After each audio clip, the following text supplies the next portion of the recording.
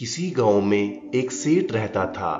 उसका एक ही बेटा था जो अपने व्यापार के काम से परदेश गया हुआ था। सेठ की बहू एक दिन कुएं पर पानी भरने गई।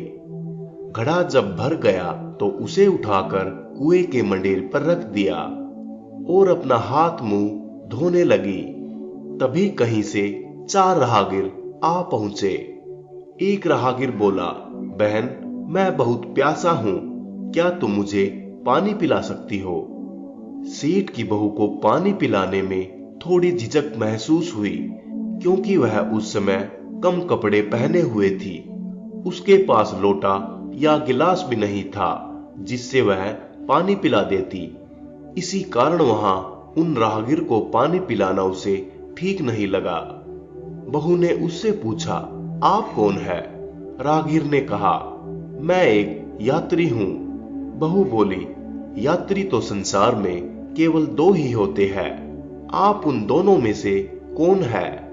अगर आपने मेरे इस सवाल का सही जवाब दिया तो मैं आपको पानी पिला दूंगी, नहीं तो मैं पानी नहीं पिलाऊंगी। बेचारा राहगीर उसकी बात का कोई जवाब नहीं दे पाया। तभी दूसरे राहगीर ने पानी पिलाने की विनती की। बहू ने दूसरे राहगीर से पूछा, अच्छा तो आप बताइए कि आप कौन है? दूसरा राहगीर तुरंत बोल उठा, मैं तो एक गरीब आदमी हूं। सेठ की बहू बोली, भैया, गरीब तो केवल 2 ही होते हैं, आप उनमें से कौन है? यह प्रश्न सुनकर दूसरा राहगीर चकरा गया। उसको कोई जवाब नहीं सूझा तो वह चुपचाप पीछे हट गया। तीसरा राहगीर बोला, बहन, मुझे बहुत प्यास लगी है, ईश्वर के लिए तुम मुझे पानी पिला दो। बहू ने पूछा, अब आप कौन है? तीसरा राहगीर बोला, बहन, मैं तो एक अनपढ़ गवार हूं। यह सुनकर बहू बोली, अरे भाई, अनपढ़ गवार तो इस संसार में बस 2 ही होते हैं, आप उनमें से कौन है? बेचारा तीसरा राहगीर भी कुछ नहीं बोल पाया। अंत में चौथा राहगीर आगे आया और बोला, बहन, मेहरबानी करके मुझे पानी पिला दे। प्यासे को पानी पिलाना तो बड़े पुण्य का काम होता है। सेठ की बहू बड़ी ही चतुर और होशियार थी। उसने चौथे राहगीर से पूछा, आप कौन है? वह राहगीर अपनी खीज छुपाते हुए बोला, मैं तो बहन बड़ा ही मूर्ख हूं। बहू ने कहा, मूर्ख तो संसार में केवल 2 ही होते हैं, आप उनमें से कौन है? वह बेचारा भी अपने प्रश्न का उत्तर नहीं दे सका। चारों पानी पिए बगैर ही वहां से चलने लगे। तो बहू बोली, यहां से थोड़ी ही दूर पर मेरा घर है, आप लोग कृपया वहीं चलिए, मैं आप लोगों को पानी पिला दूंगी। चारों राहगीर उसके घर की तरफ चल पड़े। बहू ने इसी बीच पानी का घड़ा उठाया और छोटे रास्ते से अपने घर पहुंच गई। उसने घड़ा रखा और अपने कपड़े ठीक तरह से पहन लिए। इतने में ही वे चारों राहगीर उसके घर पहुंच गए। बहू ने उन सभी को गुड़ दिया और पानी पिलाया। पानी पीने के बाद वे राहगीर अपनी राह पर चल पड़े। सेठ उस समय घर में एक तरफ बैठा यह सब कुछ देख रहा था। उसे बड़ा दुख हुआ। वह सोचने लगा, उसका पति तो व्यापार करने के लिए परदेश गया है और वह इसकी गैर हाजिरी में पराये मर्दों को घर बुलाती है, उनके साथ हंसती बोलती है। इसे तो मेरा भी लिहाज नहीं है। अगर मैं यह सब देख चुप रह गया तो आगे से इसकी हिम्मत और बढ़ जाएगी।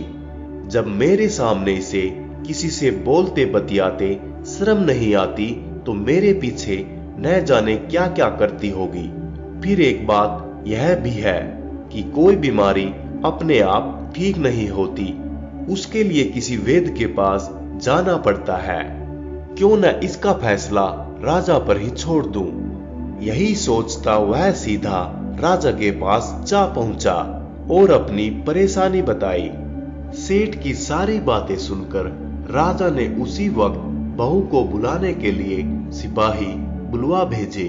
और उनसे कहा तुरंत सेठ की बहू को राज्यसभा में उपस्थित किया जाए। राजा के सिपाहियों को अपने घर पर आया देख उस सेठ की पत्नी ने अपनी बहू से पूछा, क्या बात है बहू रानी, क्या तुम्हारी किसी से कहा सुनी हो गई थी, जो उसकी शिकायत पर राजा ने तुम्हें बुलाने के लिए सिपाही भेज दिए? बहू ने सास की चिंता को दूर करते हुए कहा, नहीं सासू मां, मेरी किसी से कोई कहा सुनी नहीं हुई है, आप जरा भी फिक्र न करें। सास को आश्वस्त कर वह सिपाहियों से बोली, तुम पहले अपने राजा से यह पूछ कर आओ कि उन्होंने मुझे किस रूप में बुलाया है, बहन, बेटी या फिर बहू के रूप में, किस रूप में मैं उनकी राज्यसभा में आऊं। बहू की यह बात सुन सिपाही वापस चले गए। उन्होंने राजा को सारी बातें बताई। राजा ने तुरंत आदेश दिया कि पालकी लेकर जाओ और कहना कि उसे बहू के रूप में बुलाया गया है। सिपाहियों ने राजा की आज्ञा अनुसार जाकर सेठ की बहू से कहा, राजा ने आपको बहू के रूप में आने के लिए पालकी भेजी है। बहू उसी समय पालकी में बैठकर राज्यसभा में जा पहुंची। राजा ने बहू से पूछा, तुम दूसरे पुरुषों को घर पर क्यों बुला लाई, जबकि तुम्हारा पति घर पर नहीं है? बहू बोली, महाराज, मैंने तो केवल अपने कर्तव्य का पालन किया है। प्यासे पाथिकों को पानी पिलाना कोई अपराध नहीं है, यह हर गृहिणी का कर्तव्य है। जब मैं कुएं पर पानी भरने गई थी, तब तन पर मेरे कपड़े अजनबियों के सम्मुख उपस्थित होने के अनुरूप नहीं थे। इसी कारण उन राहगीरों को कुएं पर पानी नहीं पिलाया। उन्हें बड़ी प्यास लगी थी और मैं उन्हें पानी पिलाना चाहती थी, इसलिए उनसे मैंने मुश्किल प्रश्न पूछे, तब वे उनका उत्तर नहीं दे पाए, तो उन्हें मैं घर बुला लाई। घर पहुंचकर ही उन्हें पानी पिलाना उचित था। राजा को बहू की बात ठीक लगी। राजा को उन प्रश्नों के बारे में जानने की बड़ी उत्सुकता हुई जो बहू ने चारों राहगीरों से पूछे थे। राजा ने सेठ की बहू से कहा, भला मैं भी तो सुनूं वे कौन से प्रश्न थे जिनके उत्तर वे लोग नहीं दे पाए। बहू ने तभी वे सभी प्रश्न दोहरा दिए। बहू के प्रश्न सुन राजा और सभासद चकित रह गए। फिर राजा ने उससे कहा, तुम खुद ही इन प्रश्नों के उत्तर दो, हम अब तुमसे यह जानना चाहते हैं। बहू बोली, महाराज, मेरी दृष्टि में पहले प्रश्न का उत्तर है कि संसार में सिर्फ दो ही यात्री है, सूर्य और चंद्रमा। मेरे दूसरे प्रश्न का उत्तर है कि बहू और गाय, इस पृथ्वी पर ऐसे दो प्राणी हैं जो गरीब है। अब मैं तीसरे प्रश्न का उत्तर सुनाती हूं। महाराज, हर इंसान के साथ हमेशा अनपढ़ गवारों की तरह जो हमेशा चलते रहते हैं, वे है भोजन और पानी। चौथे आदमी ने कहा कि वह मूर्ख है, और जब मैंने उससे पूछा कि मूर्ख तो दो ही होते हैं, तुम उनमें से कौन से मूर्ख हो, तो वह उत्तर नहीं दे पाया। इतना कहकर वह चुप हो गई। राजा ने बड़े आश्चर्य से पूछा, क्या तुम्हारी नजर में इस संसार में सिर्फ दो ही मूर्ख है? हाँ महाराज, इस घड़ी, इस समय मेरी नजर में सिर्फ दो ही मूर्ख है। राजा ने कहा, तुरंत बतलाओ कि वे दो मूर्ख कौन है? इस पर बहू बोली, महाराज, अगर मेरी जान बख्श दी जाए तो मैं इसका उत्तर दूं। अब राजा को बड़ी उत्सुकता थी यह जानने की कि वे दो मूर्ख कौन है।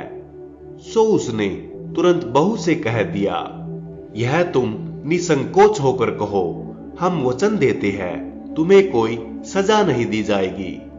बहू बोली, महाराज, मेरे सामने इस वक्त बस दो ही मूर्ख है। फिर अपने ससुर की ओर हाथ जोड़कर कहने लगी, पहले मूर्ख तो मेरे ससुर जी है, जो पूरी बात जाने बिना ही अपनी बहू की शिकायत राज दरबार में की। अगर तुम्हें शक हुआ ही था तो यह पहले मुझसे पूछ तो लेते, मैं खुद ही इन्हें सारी बातें बता देती। इस तरह घर परिवार की बेइज्जती तो नहीं होती। ससुर को अपनी गलती का एहसास हुआ। उसने बहू से माफी मांगी। बहू चुप रही। राजा ने तब पूछा, और दूसरा मूर्ख कौन है? बहू ने कहा, दूसरा मूर्ख खुद इस राज्य का राजा है, जिसने अपनी बहू की मान मर्यादा का जरा भी ख्याल नहीं किया और सोचे समझे बिना ही बहू को भरी राज्यसभा में बुलवा लिया। बहू की यह बात सुनकर राजा पहले तो क्रोध से आग बबूला हो गया, परंतु तभी सारी बातें उसकी समझ में आ गई। समझ में आने पर राजा ने बहू को उसकी समझदारी और चतुराई की सराहना करते हुए उसे ढेर सारे पुरस्कार देकर सम्मान सहित विदा किया।